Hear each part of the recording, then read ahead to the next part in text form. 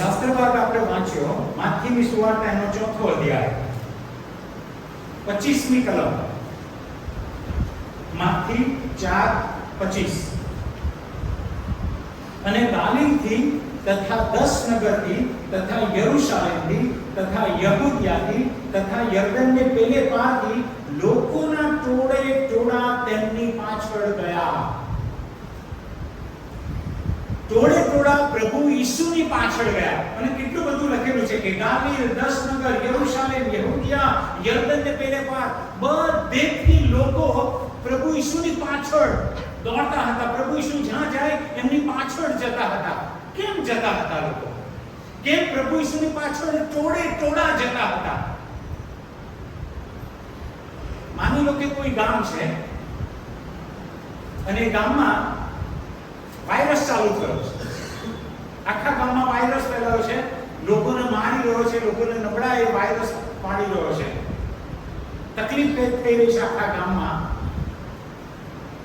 પણ એ ગામમાં એક એવું કુટુંબ છે કે જે કુટુંબને આ વાયરસ અડી શકતું નથી. એ કુટુંબ એવું છે કે જેને આ વાયરસ કોઈ નુકસાન પહોંચાડી શકતું નથી. એટલે આખું ગામ પછી ત્યાં જઈને પૂછે છે કે અમે બધા બીમાર છીએ, મરણ આવી રહ્યું છે, તકલીફ આવી રહી છે શરીરોમાં, પણ તમારા ઘરમાં કેમ વાયરસે હુમલો કર્યો નથી? તમારું ઘર કેમ સલામત છે? કેમ કે એ ઘરમાં ઈસુ છે. એ ઘરમાં ઈસુ છે. એટલે ઈસુનું રાજ્ય જ્યાં હોય, જ્યાં ઈસુ હોય ત્યાં આ તકલીફો હોય નહીં, ત્યાં જીવન હોય. ઈસુ હોય ત્યાં જીવન હોય, ત્યાં મરણ ના હોય. અને એક્ઝેક્ટલી એ ગામમાં આ જે કુટુંબ છે ને, એ જ રીતે બરોડામાં ઈશ્વરે ટ્રિનિટીનું મૂક્યું છે. બરોડામાં જે આપણી મંડળીઓ છે ને, પ્રભુએ એક ઘર, એક કુટુંબની રીતે આ મંડળીઓને બરોડામાં મૂકી છે કે આખા બરોડામાં વાયરસ છે, તકલીફો છે, મુશ્કેલી છે, લોકો બીમાર છે, નશામાં છે, તકલીફોમાં છે, ફાઇનાન્શિયલ સ્ટ્રેસમાં છે, સુસાઇડ થઈ રહ્યા છે, કુટુંબો તૂટી રહ્યા છે, લોકો તકલીફમાં છે. પણ એવી સમયે પ્રભુએ બરોડા શહેરમાં મંડળી મૂકી છે. મંડળી મૂકી છે કેમ? કે જેથી આ જે લોકો છે એમને એ લોકો બતાવી શકે કે જુઓ, આ બધી જ તકલીફો છે, પણ અમે કેવું સરસ જીવન જીવી રહ્યા છે, અમે કેટલા આશીર્વાદિત છીએ. તમે બી આવા આશીર્વાદિત બની શકો છો.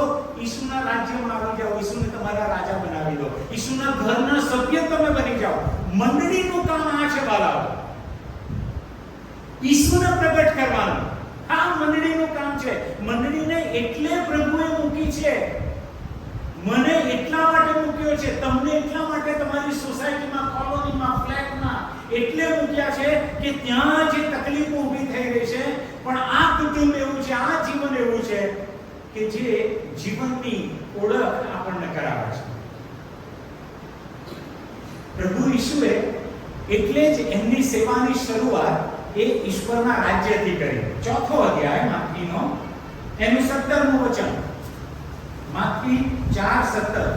ત્યારથી, એટલે જ્યારે પ્રભુ ઈસુનું બાપ્તિસ્મા થયું અને પવિત્ર આત્મા એમની પર આવ્યા, ત્યારથી ઈસુ પ્રગટ કરવા તથા કહેવા લાગ્યા, પસ્તાવો કરો, કેમ કે આકાશનું રાજ્ય પાસે આવ્યું છે.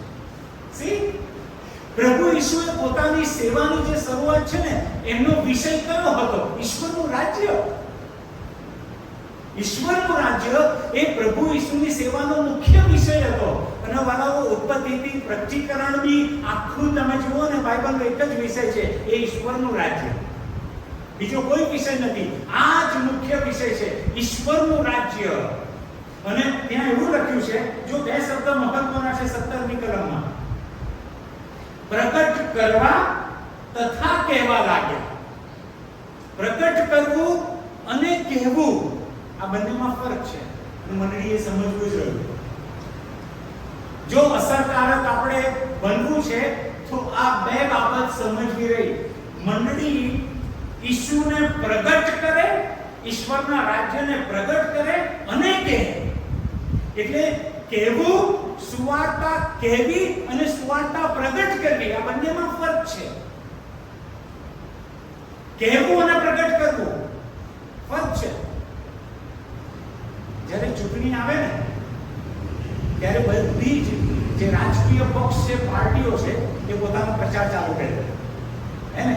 અને એ લોકો શું કહે, જો અમારી સરકાર આવી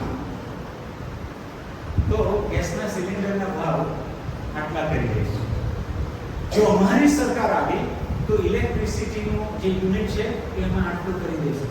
જો અમારી સરકાર આવી તો આ જે અનાજ, શાકભાજી, એના ભાવોના આવા કરી દઈશું. અમારી સરકાર આવી તો આટલા ફ્લાયઓવર કરી દઈશું, ટ્રાફિકના આ રીતે કંટ્રોલ. રાજકીય પક્ષો શું કરે છે ચૂંટણી આવે ત્યારે? એ પોતે જ્યારે સરકાર પર બેસે ત્યારે એ લોકોને જે જીવન છે એ કેવું જીવન હશે એ પ્રગટ કરી રહ્યા છે. એ કહી રહ્યા છે કે જો અમે આવું આપીશું તમને તો અમને તમારી સરકાર બનાવો.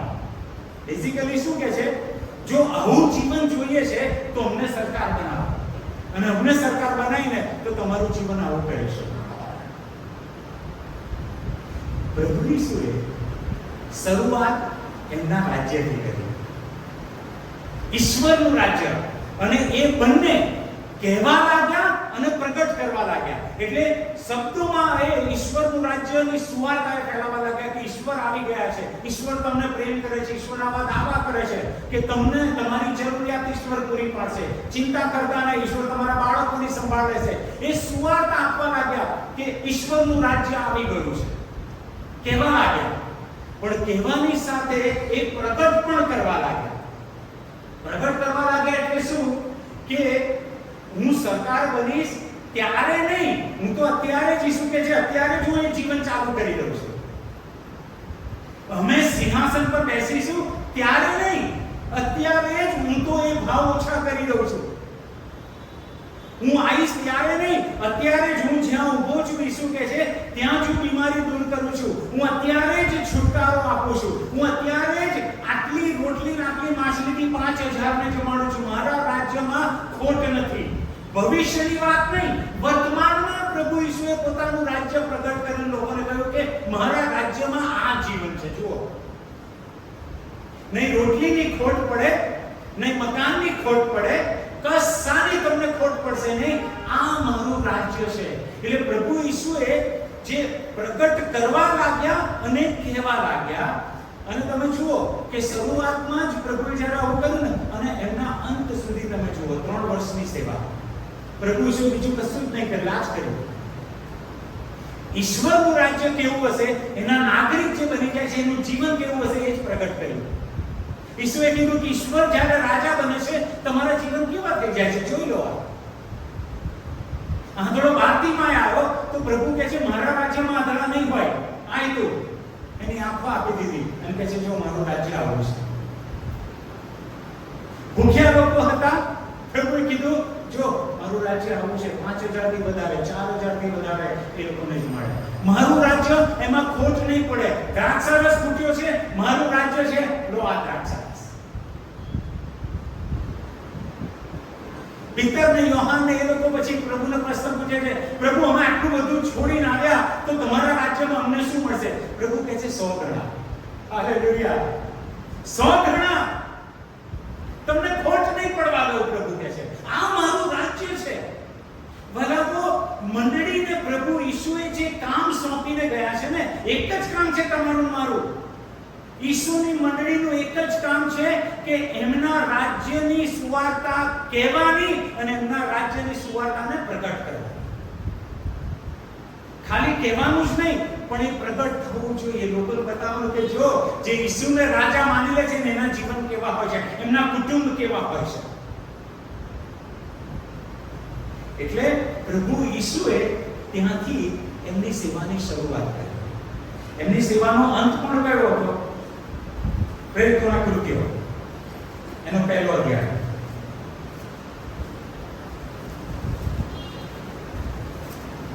પ્રેરિતોના કૃત્યો એનો 1લો અધ્યાય.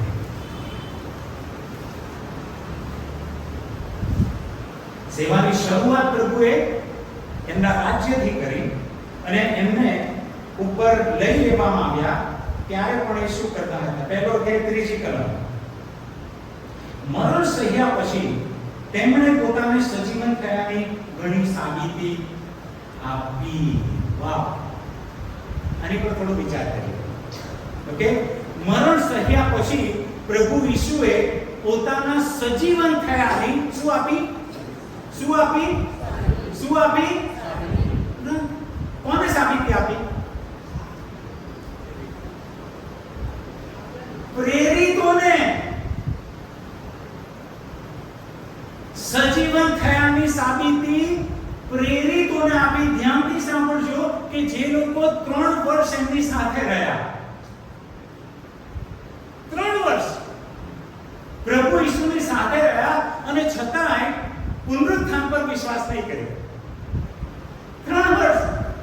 અને પ્રભુ ઈસુએ તો 3 થી વધારે વાર પ્રગટ પણ એમને કરી દીધું હતું કે હું મરી જઈશ, મારે મરવાનું છે, પણ હું સજીવન થઈશ. પ્રભુએ તો કહી દીધું એમને, પણ છતાંય એમણે વિશ્વાસ કર્યો નહીં.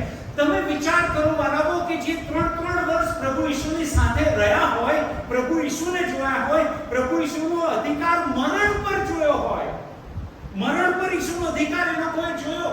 યાઈરની દીકરી જે ઘરમાં હતી મરી ગઈ હતી, પ્રભુ ઈસુએ એને સજીવન કર્યો.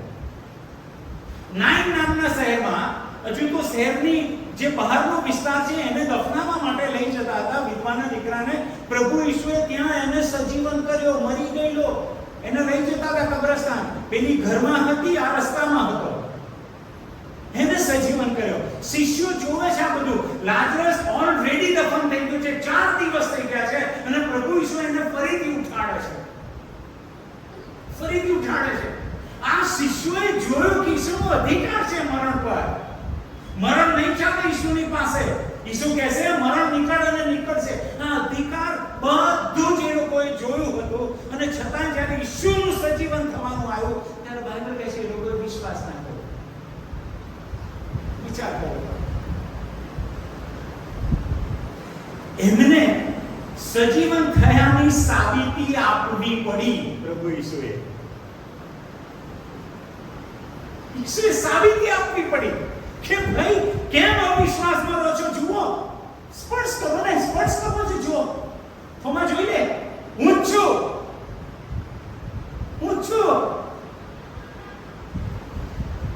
વિચાર કરો, 3 વર્ષ ઈસુની સાથે રહ્યા હોય છતાંય જો પુનરુત્થાન કે ઈસુ જીવે છે એવી સાબિતી એમને જોઈતી હોય તો આપણી આસપાસ જે બરોડા શહેરના લોકો છે એમને તો કદી પુનરુત્થાન સાંભળ્યું નથી ને જીવન સાંભળ્યું નથી ને કશું જ નહીં, તો એ લોકોને તો સાબિતીની કેટલી જરૂર છે?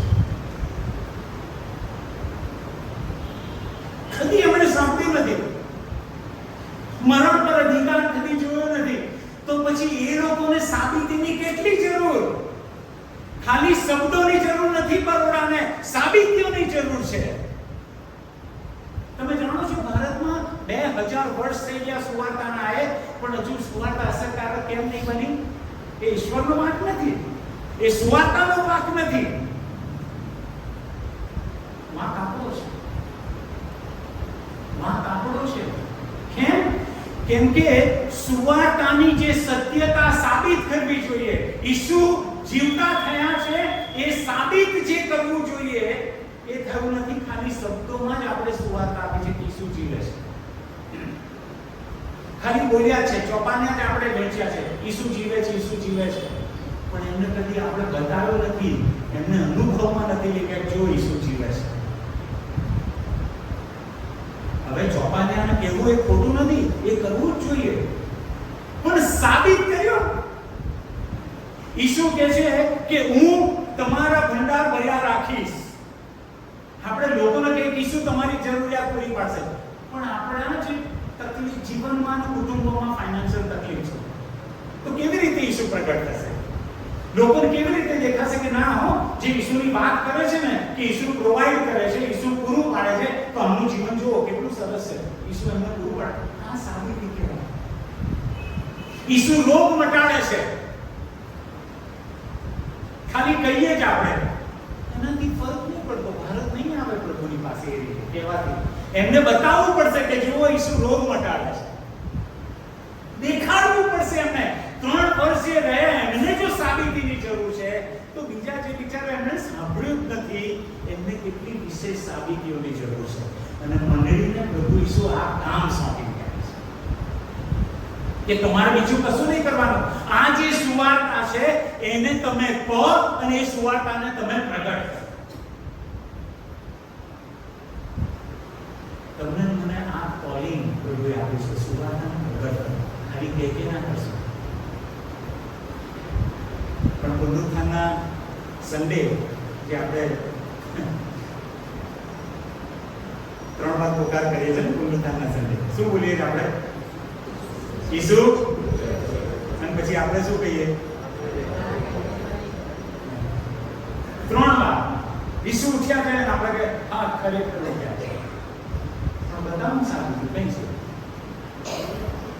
ઈસુ ઉઠ્યા છે. જીવતો માણસ બોલે, જીવતો માણસ સ્પર્શ કરે, જીવતા માણસને તમે વાતચીત કરી શકો, જીવતો માણસ તમને મદદ કરી શકે.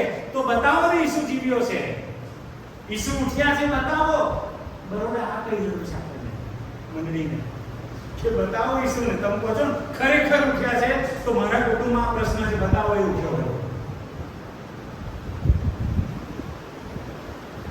પણ જે ગામમાં વાયરસ હોય અને જે કુટુંબ પાસે આશા રાખવામાં આવે કે આ કુટુંબ એનો વાયરસ કદી નહીં અડે, પણ એ કુટુંબમાં વાયરસ હોય તો પછી એ ગામને આશા કરી હોય, એ ગામને બચવાની આશા કરી ના. જો મંડળી જ આ સત્યને નહીં આગળ લઈ જાય, મંડળી જ પ્રગટ કરવાનું અને કહેવાનું જો નહીં કરે, તો પછી બરોડા માટે જે ખોવાયેલા લોકો છે, જે અંધકારમાં છે, એમની માટે કઈ આશા? કોણ બચાવશે એમને? પ્રભુ ઈસુ ની પાછળ ભીડ નાખતી હતી, અલગ અલગ જગ્યાએથી લોકો દોડતા હતા. કેમ કે એમનામાંથી જીવન નીકળતું હતું. મંડળીમાંથી જીવન નીકળવું જોઈએ. આપણને પ્રભુએ જે મૂક્યા છે ને, જે જીવન વિહોણા લોકો છે, એમનામાં તમારા મારા દ્વારા જીવન જીવવું જોઈએ. એ લોકોને ખબર પડવી જોઈએ કે આ જીવતા લોકો છે, જીવન વહેંચનાર લોકો છે, જીવન ફેલાવનાર લોકો છે. એક કક્ષાએ તમારું મારું જીવન હોવું જોઈએ. અને એની માટે બધું જ ઈસુએ અવેલેબલ કર્યું છે તમારે મારી માટે, કે એવું જીવન આપણે જીવી શકીએ છીએ. જીવી શકીએ છીએ. વાયરસ નહીં અડે. અને એ ઘરમાં જે ગામના લોકો આવશે ને, એ લોકો ત્યાં જીવતા થશે. તમારા સંપર્કમાં જે લોકો આવે એ લોકો જીવન પ્રાપ્ત કરતા હોવા જોઈએ, ઈસુને મેળવતા હોવા જોઈએ. ઈસુની સાક્ષી એ લોકોને ખબર પડી જોઈએ કે વાહ, યસ, ઈસુ જીવે છે. ત્રીજી કલાક મરણ સહ્યા પછી તેમણે પોતે, ઈસુએ પોતે સજીવન થયાની ઘણી સાબિતી આપી. એક વાર નહીં, ઘણી સાબિતી આપી. અને કેટલા દિવસ દરમિયાન? 40 દિવસ દરમિયાન તે તેઓને દર્શન આપતા હતા. અલગ અલગ સમયે એમને દર્શન આપવા પડ્યા, સાબિતીઓ આપવી પડી. એક વાર ઇનફ નતું. અને પછી શું લખ્યું છે? અને ઈશ્વરના રાજ્ય વિશેની વાતો કહેતા. રાઈટ?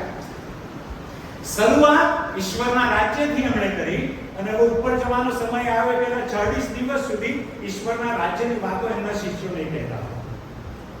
ઈશ્વરનું રાજ્ય, ઈશ્વરનું રાજ્ય મુખ્ય બાબત છે વાલાઓ. આજે સવારે મારે તમને કહેવું છે કે તમે આ પ્રભુ ઈસુને તમારા જીવનના કુટુંબના રાજા બનાવ્યા છે. Is he a king? એ રાજા છે? જલ્દી હા ના કહી દેશો. કેમ ખબર છે? કેમ કે જો રાજા બનાયા હોય ને, તો તમારી પાસે કોઈ હવે હક અધિકાર રહેતા નથી. ઈસુ જો રાજા બની જાય ને, તો તમારી પાસે કોઈ હક અધિકાર રહેતા નથી. લોકશાહીમાં હો ને તો તમારા હક અધિકાર છે. લોકશાહીમાં તમને અધિકાર છે. પણ જો ઈસુની રાજાશાહીમાં આવે ને, તમારા બધા અધિકાર ચાલ્યા ગયા. એ રાજા કે એમ થશે. એક એમ જ થશે. એટલે એટલે ઉતાવળ ના કરતા ઈસુ મારો રાજા છે. તો ઈસુ કહે છે ઓકે, તો મારા ઈરાદા, મારા હુકમો, મારા નિયમો મુજબ જીવે છે કે તું?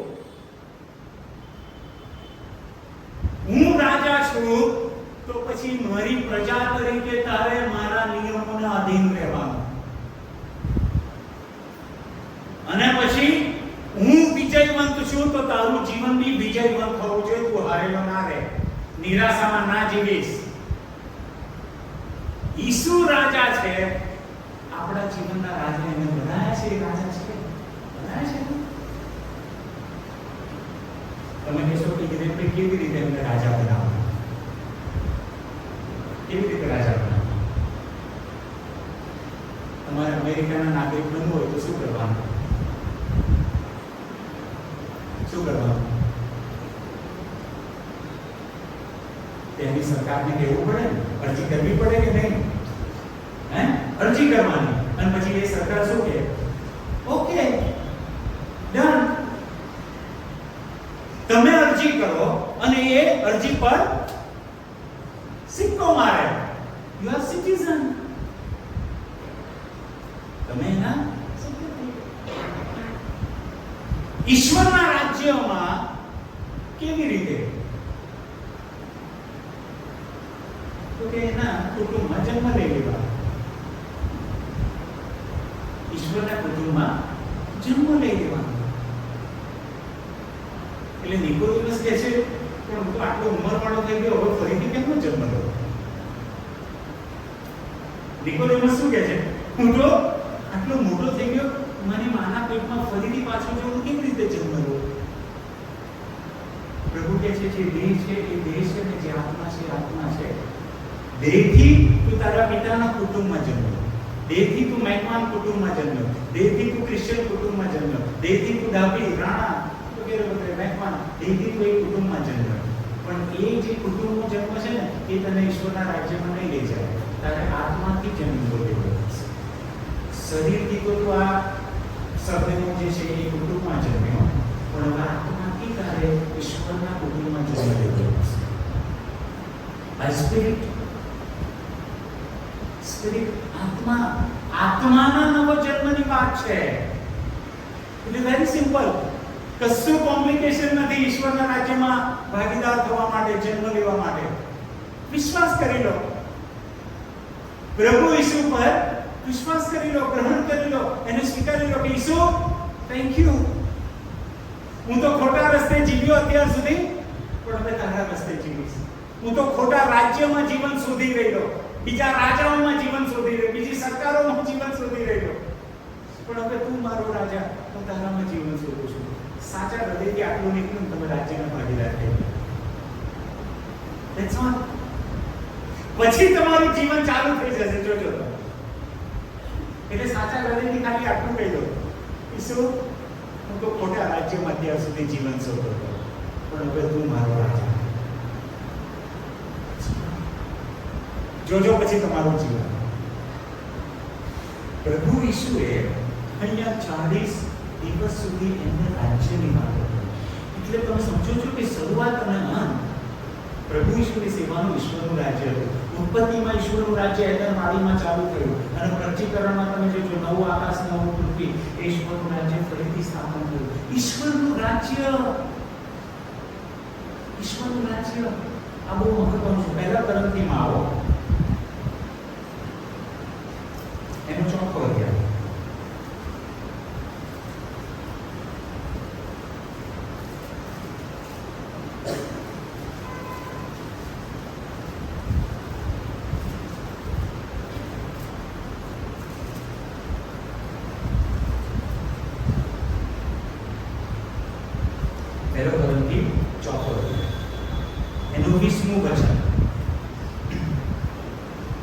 કેમ કે ઈશ્વરનું રાજ્ય બોલવામાં શું લખ્યું છે? બોલો, ઈશ્વરનું રાજ્ય બોલવામાં, ઈશ્વરનું રાજ્ય બોલવામાં. સમજી ગયા બાબત? ઈશ્વરનું રાજ્ય બોલવામાં નથી. હા ખરેખર ઉઠ્યો છે, હા ખરેખર ઉઠ્યો છે, હા ખરેખર ઉઠ્યો. ઈશ્વરનું રાજ્ય બોલવામાં નથી. ઈસુ એ રાજા છે. ઈસુનું રાજ્ય બોલવામાં નથી. ઈસુનું રાજ્ય બોલવાથી કઈ ફરક નહીં પડે. બરોડામાં અત્યાર સુધી આપણે એક જોઈ લીધું ને, આપણા કુટુંબોમાં બોલવાથી ફરક નહીં પડે. ઈશ્વરનું રાજ્ય બોલવામાં નથી, પણ સામર્થ્યમાં છે. પાઉલ કે છે ઈશ્વરનું રાજ્ય ભાઈ બોલવામાં નથી. એ બધું બહુ થયું, હવે એને બંધ કરો. ઈશ્વરનું રાજ્ય હવે સામર્થ્યમાં છે. સામર્થ્યમાં છે. પાવર, અધિકાર, એમાં છે ઈશ્વરનું રાજ્ય. અને પ્રભુ ઈસુએ એમની સેવા કાળ દરમિયાન આ જ કર્યું. એમણે ઈશ્વરનું રાજ્ય બતાવ્યું લોકોને, સામર્થ્યવાળું રાજ્ય બતાવ્યું કે જુઓ અમારું રાજ્ય. અને એ બાબત લોકોને અટ્રેક્ટ કરી. સમજ્યા તમે? ઈસુની પાછળ ટોળે-ટોળા કેમ જતા હતા? કેમ કે ઈશ્વરનું રાજ્ય સામર્થ્યમાં પ્રગટ થતું હતું, લોકોના જીવનને સ્પર્શ કરતું હતું, લોકોના શરીરને સ્પર્શ કરતું હતું, લોકોના આત્માને સ્પર્શ કરતું હતું. એ ઈસુનું સામર્થ્ય, એ રાજ્યનું સામર્થ્ય. બોલવામાં નહીં. કમિટીમાં સંભાળવું જોઈએ. બોલવાનું નહીં, કરી બતાવવાનું ઈસુના નામ.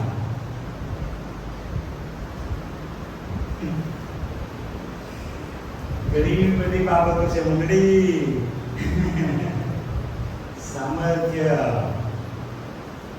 સામર્થ્ય બહાર નહીં આવે, બહારથી નહીં આવે, અંદરથી આવશે.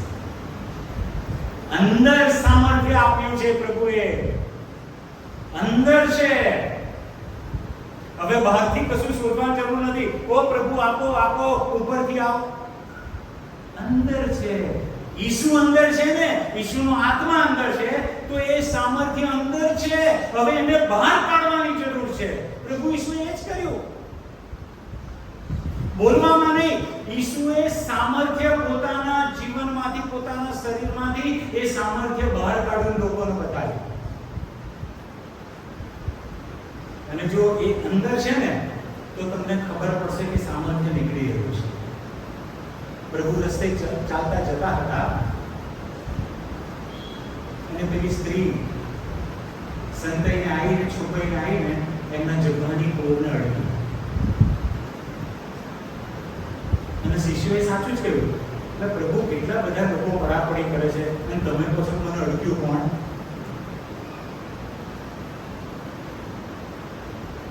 પણ પ્રભુને કેમ ખબર પડી?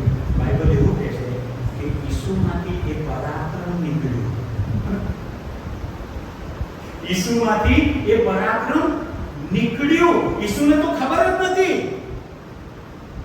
અને એ ઈસુના શરીરને પણ અડકી નથી. ઈસુએ હાથ પણ મૂક્યો નથી. ઈસુના ખાલી જબાની કોરને અડકી. એટલે ઈસુના શરીરમાંથી એ સામર્થ્ય એમના કપડામાં ગયું અને એ એમના કપડામાંથી એ સ્ત્રીના શરીરનો જે રોગ હતો એ સામર્થ્ય, એ સાજાપણું એ સ્ત્રીના શરીરમાં ગયું અને એ સ્ત્રીને સાજી કરી. સામર્થ્ય ઈસુમાંથી વયું ને ગયું ને સાજા કર્યા. આ ઈશ્વરનું રાજ્ય. આ ઈશ્વરનો આ અધિકારો ઈશ્વરે તમને મને આપ્યા છે, મંડળીને આપ્યા છે. બરાબર. તો કેમ આપણે હારેલું જીવન જીવીએ? આપણને વિજયવાળા બનાયા છે. કેમ આપણે આવું જીવન જીવીએ? પ્રભુ ઈશ્વરે તો એમના શિષ્યોને શું કહ્યું રાજ્યની વાતો કરતા કરતા? કે મારા રાજ્યના જે લોકો છે ને એ મારા જેવા કામ કરશે. પ્રભુ ઈશ્વરે શું કહ્યું? મારા રાજ્યના લોકો, મારી મંડળી જે છે ને એ મારા જેવા કામો કરશે. તો વાંચ્યું છે મહાનમાં લખેલું છે કે વંચાવું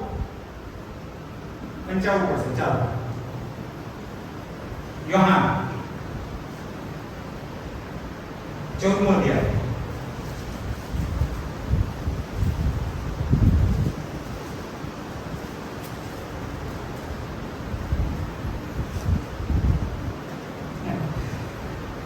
ઈશ્વરના વચનોમાં એવા રહસ્ય છુપાયેલા છે ને. તમે અભ્યાસ કરી જાઓ ને દરિયાની માફક જેટલા ઊંડા જાઓ હજુ ઊંડું. એનો અંત જ નહીં આવે અને તમારો આત્મા સંતોષ પામશે. ઓકે, 14મો અધ્યાય યોહાનનો 10મી કલમથી આગળ. હું પિતામાં છું ને પિતા મારામાં છે, એવો વિશ્વાસ તું કરે છે કે નહીં? જે વાતો હું તમને કહું છું તે હું મારા પોતાના તરફથી નથી કહેતો, પણ પિતા મારામાં રહીને પોતાના કામ. જો તે પેન હોય ને તમારી પાસે તો આ અંડરલાઈન કરજો, પિતા મારામાં રહીને પોતાના કામ કરે છે. બહુ મોટું રહસ્ય છે પ્રભુ ઈસુની સેવા. પ્રભુ ઈસુ શું કહે છે? હું આ જે કામો કરું છું એ મારા પોતાના કામ નથી. હું જે સામર્થ્ય મારામાંથી દે છે એ મારું પોતાનું નથી. મારા પિતા એ મારામાં રહી અને પોતાના કામ કરે છે. એટલે ખરેખર તો પ્રભુ ઈસુના શરીરનો ઉપયોગ જ થતો હતો. પ્રભુ ઈસુ ઉપલબ્ધ હતા. હે પિતા, મારો ઉપયોગ કરો. પિતા, મારો ઉપયોગ કરો. અને પિતાનું સામર્થ્ય એ પ્રભુ ઈસુ દ્વારા કામ કરતું હતું. એટલે પ્રભુ કહે છે પિતા મારામાં રહીને પોતાના કામ કરે છે. 11, હું પિતામાં છું અને પિતા મારામાં છે, એવો વિશ્વાસ મારા પર રાખો, નહીં તો કામોને લીધે જ મારા પર વિશ્વાસ રાખો. અને જો 12મી કલમ, હું તમને કેવી રીતે કહું છું? કેવી રીતે? એનો અર્થ શું થયો? ઓથેન્ટિકેટ, ઓથોરિટી સાથે કહું છું, તદ્દન 100% સાચું, બિલકુલ જૂઠું નહીં. બહુ ભાર આપીને પ્રભુ કહે છે હું નિશ્ચય કહું છું, હું જે કામો કરું છું તે જ મારા પર વિશ્વાસ રાખનાર પણ. પ્રભુ કહે છે હું જે કામો કરું છું ને, મારી પર વિશ્વાસ રાખનાર એ કામો કરશે. તમને ખબર નહીં હોય, તમારી જબાની કોઈને કોઈ હશે ને એ સાજા થઈને જતા રહેશે, તમને ખબર નહીં પડે. એક બેન એકવાર મને ફોન કર્યો. હું ફોન કરીને કીધું કે હિરેનભાઈ, કાલે તમારા માટે હાથ મૂકેલો. હા, હવે મેં તો કોઈ પ્રાર્થના નથી કરી, ખાલી મને જેમ દોરો નહીં મળે ખાલી મને આશીર્વાદ આપો, ડીપ બેસ. મને કશી ખબર જ નથી બેન વિશે. મેં ફોન પર કીધું કે તમે કાલે મારા માથા પર હાથ મૂક્યો ને તો મને સિવિયર હેડેક થયો છે, પણ જેવો તમે હાથ મૂક્યો ને ત્યાંથી મારો હેડેક બની ગયો. મને જ ખબર નથી, પણ જે પિતા ઈસુ દ્વારા કામ કરે છે અને હવે એ ઈસુ મારા દ્વારા કામ કરે છે. એ જ સામર્થ્ય, પિતાનું જ સામર્થ્ય. આપણે તો વાહકો છીએ જેના દ્વારા આ સામર્થ્ય વહેશે, જેના દ્વારા આ જીવન વહેશે. એટલે પ્રભુ કહે છે મારી પર વિશ્વાસ રાખનાર મારા જેવા કામો કરશે. સમય નથી, પણ તમે ઘરે જઈને ચારે સુવાર્તાનો અભ્યાસ કરજો કે પ્રભુ ઈસુએ કેવા કામો કર્યા, અને પછી ચેક કરજો કે હું વિશ્વાસ કરું છું તો આવા કામો કરું છું. થાય છે ના? કેમ? આપણે તો જોઈ જે વિજયવંત જીવન ઈસુમાં છે ને એ જીવન જ ઓળખ્યું નથી. પ્રભુ ઈસુ પોતે કહે છે મારી પર વિશ્વાસ રાખનાર મારા જેવા કામો કરશે. અને હવે બહુ મોટી વાત પ્રભુએ કહી. શું કહ્યું? અને તેના કરતા પણ મોટા કામો કરશે. તો પ્રભુએ તો તમને મને એમની સેવાઓથી ઉપરની સેવા સોંપી દીધી. જુઓ છો તમે મંડળી, સમજો આને. ઈસુ કહે છે મારા જેવા જ નહીં, જે દૂધ પીતો હોય ને એ મારા જેવા કામ કરશે, પણ જે સોલિડ ખોરાક ખાતો હોય તો મારાથી ઉપરના કામો કરશે, મારાથી મોટા કામો એ કરશે. ઈસુથી મોટા કામો કયા હોઈ શકે? ઈસુથી મોટા કામો કયા હોઈ શકે? જો એની સ્ત્રીએ તો જવાની કોરને અડકીને એટલે સામર્થ્ય નીકળ્યું, પણ પ્રભુની મોટા કામો પ્રેમના કૃત્યોમાં થયા. પિત્તરના જબ્બાને કોરને અડવાની જરૂર નથી. લોકો પિત્તરનો પડછાયો જ કાફી હતો. પિત્તરના પડછાયાથી લોકો સાજા થતા હતા. એટલે ખબર પડે ને કે પિત્તર આ રસ્તે જવાના છે, તો રસ્તામાં એ લોકો ખાટલામાં બીમાર લોકોને મૂકી દે કે પિત્તર જ્યાંથી જાય એમનો પડછાયો બી જો બીમાર પર પડે ને તો એ બીમારી જતી રહે, એ બીમાર સાજો થઈ જાય. ઈસુથી મોટા કામ, ઈસુના પડછાયાથી કોઈ સાજું થયું હતું? ના, એનાથી મોટા કામ થયા, પડછાયાથી જ સાજા થયા. મંડળી, આપણને ખબર છે કે આપણે કોણ છીએ બરોડા માટે? તમને ને મને કયા અધિકારો આપવામાં આવ્યા છે ખબર છે? કયું જીવન આપવામાં આવ્યું છે ખબર છે? આપણે જીવન ફેલાવનારા લોકો છે. પણ હજુ જો તમે પોતે તકલીફમાં, સંઘર્ષમાં ને એમાં જીવી રહ્યા છો તો એનો અર્થ એ કે ઈશ્વરના રાજ્યમાં તમે આવ્યા નથી ને ઈશ્વરને રાજા તરીકે કબૂલ કર્યો નથી. પ્રભુ કહે છે મારાથી મોટા કામો કરશે. ઈશ્વરનું રાજ્ય બોલવામાં નથી, સામર્થ્યમાં છે.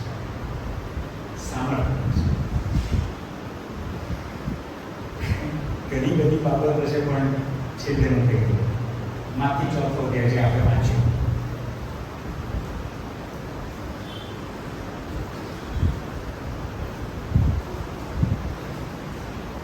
માથી 4 અધ્યાય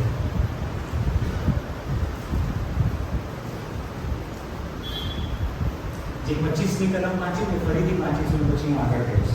25 ગાલિલથી 10 નગરથી, યરુશલેમથી, યહૂદિયાથી, યર્દનને તે પારથી ટોળે ટોળા પ્રભુ ઈસુની પાછળ જતા હતા. કેમ? એનું કારણ શું હતું? અને 23ની કલમ વાંચી.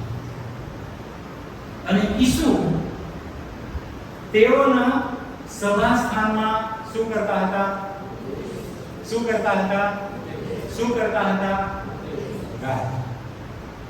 સભા સ્થાનમાં, ઓકે, મંદિરમાં નહીં. પ્રભુ ઈસુ સભા સ્થાનમાં ઉપદેશ કરતા હતા, મંદિરમાં નહીં. મંદિર અને સભા સ્થાન બંને અલગ હતું એમના માટે. ઓકે, મંદિર શું હતું?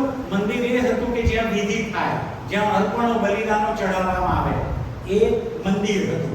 જ્યાં પરમ પવિત્ર સ્થાન, પવિત્ર સ્થાન અને બહારનું જે કોર્ટયાર્ડ કહેવાય, એ જે છે એ આખું મંદિર હતું કે જ્યાં વિધિ થાય, બલિદાન, પાપના માટે દહન અર્પણ વગેરે વગેરે જે બધી બાબતો હતી એ મંદિરમાં હતી.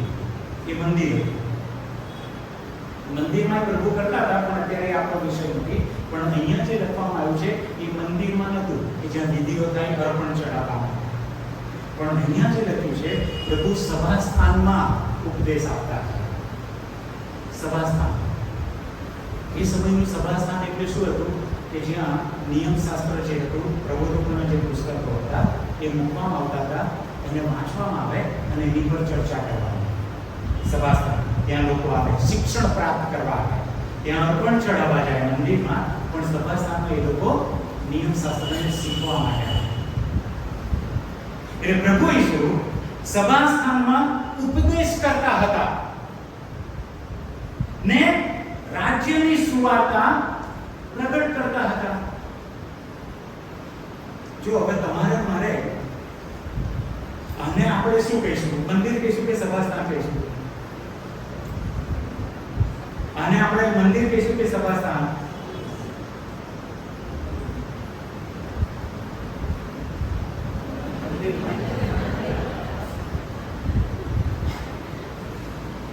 તમને મને હવે મંદિરની જરૂર નથી, કેમ કે પ્રભુ ઈસુએ એક જ વાર પોતાનું અર્પણ પરમ પવિત્ર સ્થાનમાં જઈને કરી દીધું. એટલે એ વિધિઓની, એ અર્પણની, એ દહનની અર્પણ, એ પાપાર્પણ હવે તમને મને મંદિરની જરૂર નથી.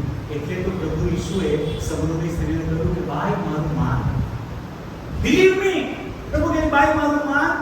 ખરા ભજનારા આત્મા અને સત્યતાથી ભજન કરશે, યરુશલેમમાં નહીં અને પર્વત પર પણ નહીં. તું જે કહે છે એમ હવે સ્થળ પર આરાધના નહીં થાય. કેમ? પ્રભુ કહે છે હવે આની જરૂર જ નથી, મેં મારું બલિદાન આપી દીધું. અને ત્યાં પ્રભુ ઈસુએ મંદિરની જે વિધિઓ એ બધું હતું ને એને સંપૂર્ણ કરી દીધું પોતાના બલિદાન. એટલે હવે તમારા મારા માટે મંદિરની જરૂર નથી કે જ્યાં પરમ પવિત્ર સ્થાન હોય અને ઈશ્વરની હજુરમાં તમે જઈ ના શકો. એ પડદો પર જતો રહે. હાલેલુયા. એ પડદો જતો રહે. હવે સીધા જ તમે ઈશ્વરની હજુરમાં જઈ શકો છો. પણ હવે તમને મને જે જરૂર છે એ સભાસ્થાન. આ સભાસ્થાન છે. પણ એને મંદિર કહી શકો કારણ કે આપણને ટેવ પડી છે તે નો પ્રોબ્લેમ. પણ આ સભાસ્થાન છે. એટલે મંદિરની આપણને નહીં જરૂર. મંદિર તો હું બની ગયું છે. મારું શરીર પવિત્ર આત્માનું મંદિર છે. આ મંદિર નથી, હું મંદિર છું. તમે મંદિર છો. આ તો સભાસ્થાન છે કે જ્યાં આપણે ઈશ્વર સંબંધી ચર્ચાઓ કરીએ છીએ, પ્રભુના વચનો શીખીએ છીએ. એ પ્રભુ ઈસુ કરતા હતા. સભાસ્થાનમાં જતા હતા, મંદિરમાં પ્રભુ ગયા હતા, ત્યાં શિક્ષણ આપતા હતા. એ વાત અલગ છે. પણ અહીંયા શું કહે છે? એ રાજ્યની વાત કરતા. હવે સભાસ્થાનમાં શું થતું હતું? તમે જો, ઉપદેશ તો કરતા હતા, પણ સભાસ્થાનમાં શું થતું હતું? લોકોમાં દરેક પ્રકારનો રોગ તથા દુઃખ મટાડતા આખા ગાલિલમાં ફર્યા. ત્યારે આખા સિરિયામાં તેમની કીર્તિ ફેલાઈ. સર્વ માતાઓને, અનેક જાતના રોગીઓને, ભૂત પડેલાઓને, ફેફડાવાળાઓને, પક્ષઘાતીઓને તેઓ તેમની પાસે લાવ્યા અને તેમણે તેઓને સાજા કર્યા. આ સભાસ્થાનમાં થતું. એટલે સભાસ્થાનમાં ખાલી ઉપદેશ જ થતો નતો, લોકો સાજા થતા હતા. એટલે સભાસ્થાનમાં આત્મિક જીવન તો પ્રાપ્ત કરતા જ હતા, આત્મા જીતાતા હતા, આત્માને બચાવી લેવામાં આવતા હતા ઉપદેશથી, પણ શરીરને પણ બચાવી લેવામાં આવતું. આપણા સભાસ્થાનોમાં રવિવારે આ થવું જોઈએ. બહારના લોકો આવવા જોઈએ કે રવિવાર છે ને ત્યાં ઈસુ પ્રગટ થાય છે. હાલેલુયા. ત્યાં ચાલો, ત્યાં જીવન રવિવારે આવે છે. આ તો ખાલી સભાસ્થાન છે એટલે કહું છું. બાકી તો તમે જ્યાં જાઓ ને તમારી નોકરી પર જીવન આવે છે. પણ આ તો સભાસ્થાનની વાત છે એટલે કહું છું કે લોકોને ખબર પડે કે જીવન આવે છે. રાઈટ? એટલે બરાબર આ બહુ જ મહત્વની બાબત છે કે સભાસ્થાનમાં આ પ્રકારની સેવા પ્રભુ ઈસુ કરતા હતા. તમારો વિશ્વાસ છે કે એ જ ઈસુ અહીંયા છે? છે વિશ્વાસ છે કે એ જ ઈસુ છે? હા કે ના? હિરેનને બોલાવે છે એટલે હાથો પાડવી પડશે, નાખવું પડે. જો એ સભાસ્થાનમાં પ્રભુ એ રીતે કરતા હતા ને, એમના રાજ્યની વાતો કરીને રાજ્ય પ્રગટ કરતા હતા, તો આ સભાસ્થાનમાં એ જ ઈસુ હોય તો એ કરવા જોઈએ. થવું જોઈએ. મારું તમારું કામ શું છે? ખાલી એમને જે કીધું એ જ કરવાનું. હાથ મૂકો, બાકીનું કામ એમનું. ઈશ્વરનું રાજ્ય પ્રગટ કરવાનું અને ઈશ્વરનું રાજ્ય કહેવાનું એ તમને મને આપવામાં આવ્યું છે. એટલે જે પ્રાર્થના વિશે આપણે પ્રભુને કહે છે કે પ્રભુ અમને પ્રાર્થના કરતા શીખો, તો પ્રભુ આ જ કહી રહ્યા છે કે રાજ્યની પ્રાર્થનાઓ ચાલુ કરો. બીજી કોઈ પ્રાર્થના ના કરતા, રાજ્યની પ્રાર્થના કરાવો કે તારું રાજ્ય આવો, મારામાં આવો. તારું રાજ્ય મારામાં આવો, તારું નામ મારામાં પવિત્ર મનાય અને તારી ઈચ્છા મારામાં પૂરી થાય. બીજું કશું મારું નહીં છે. ઈશ્વરનું રાજ્ય જ્યાં આવે છે ત્યાં આત્મા બચે છે અને ત્યાં શરીર બચે છે. તમારી માટે અત્યારે ખાસ પ્રાર્થના કરીશું કે આ સભાસ્થાનમાં જો ઈસુ છે તો તમારા આત્મા બચવા જોઈએ, રાજ્યમાં આવવા જોઈએ, અને જો શરીરની બીમારીઓ છે